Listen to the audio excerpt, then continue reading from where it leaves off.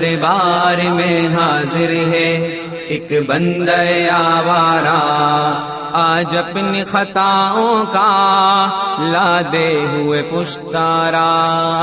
دربار میں حاضر ہے ایک بندہ آوارہ، آج اپنی خطاؤں کا لادے ہوئے پشتارا۔ دربار میں حاضر ہے ایک بندہ آوارہ، سرگشتہ و درماندہ، بے ہمت و ناکارہ، وارفتہ و سرگرداں، بے مایا و بے چارہ، شیطان کا ستم خوردہ، اس نفس کا دکھیارا، ہر سمت سے غفلت کا گھیرے ہوئے اندھیارا۔ آج اپنی خطاؤں کا لادے ہوئے